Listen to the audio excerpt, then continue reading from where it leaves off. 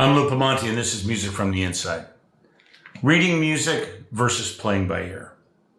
This is an age-old argument. Me, from the very first time I played a note on the piano, I was reading a middle C from a book. When I was in high school, I can remember some guys in rock bands who were aware of me because I used to play in high school.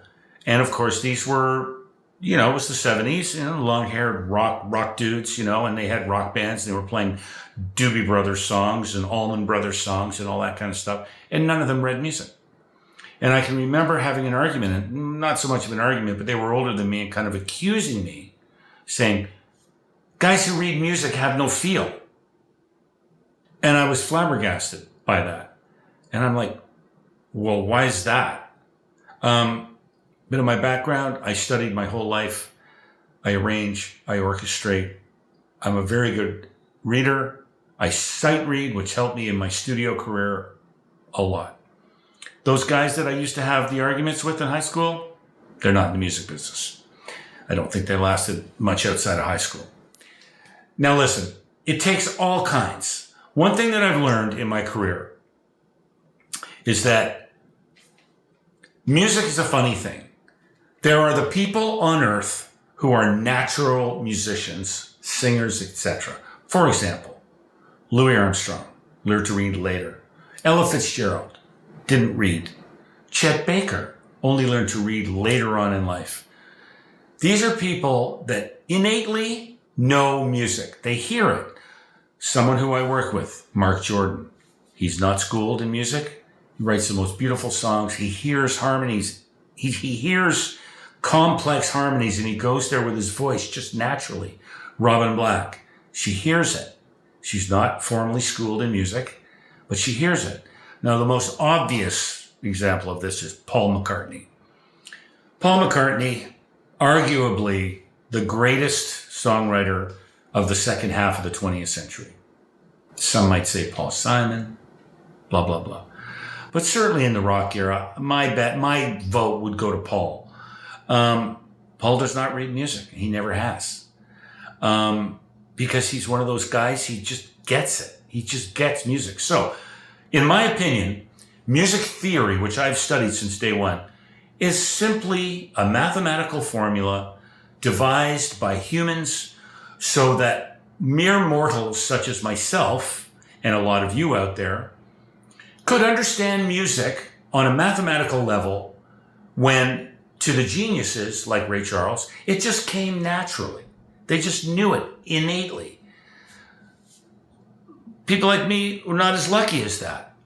Our portal, my portal into understanding music and how it works was through theory. But I got to a point where I learned all the theory, and then, as my friend Kelly Jefferson said, just forget it. Once you know it, just forget it. Then it's in you. Then you have the innate ability that some of these people were born with. The Ellas, the Satchmos, the Makas. So, okay, you weren't born with it, but you learned it, and now you're putting it aside, and it's just in you, and it's something that you just know. Now, the thing is, modern technology is allowing people to make music on a level where they don't have to learn how to read music or understand music theory. Now, look, this has always been the case. There's always been guys out there who can plunk out a song on a piano and go, oh, that's pretty good, and, sing along with it. Fabulous, really great. I don't think Bruce Springsteen was probably a great schooled player, but he's fabulous. So the technology, you got to watch it, because the technology makes it seem as though you don't need to know what you're doing, and that you can just go by feel, like Helen Keller. I'll find my way. And it's like, I got to tell you guys, I can hear the difference. I can hear the difference when a mere mortal makes music who's not a Bruce or a Macca or a Satchmo.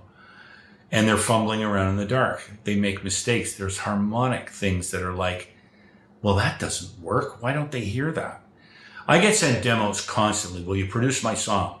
And at this point, I'm really picky. Like, it's got to be great. I have to hear I have to hear something in the demo that's fabulous, whether the song, the voice, whatever, the lyrics, something. And it almost never happens. Usually it's guys fumbling around in the dark, and sometimes they bump into a wall. I know a lot of you are going to disagree with me on this one. Doesn't matter. Send me a comment. Talk to me about this. Just to finish off, as you know, I've produced the last 3 albums for Mark Jordan. I consider Mark Jordan to be one of these innate music people. Not schooled. Fabulous writer. Fabulous singer. But the reason why we make good records is because we're different. Mark is, painting with a paintbrush in the sky, and I'm grounded down here with all of this knowledge. But you see, I can recognize the magic in what Mark does, and then I can wrap him in an orchestra. Now, that's one thing that no one is ever going to be able to fake, and that is writing an orchestral arrangement. Quincy Jones said it. Somebody once compared Kanye to Quincy, and Quincy got mad. Yeah, let's hear him do a full orchestration. It didn't sit well with Quincy. So there are some things you can fake and some things you can't fake. Like I said, leave me a comment. Let's talk about this.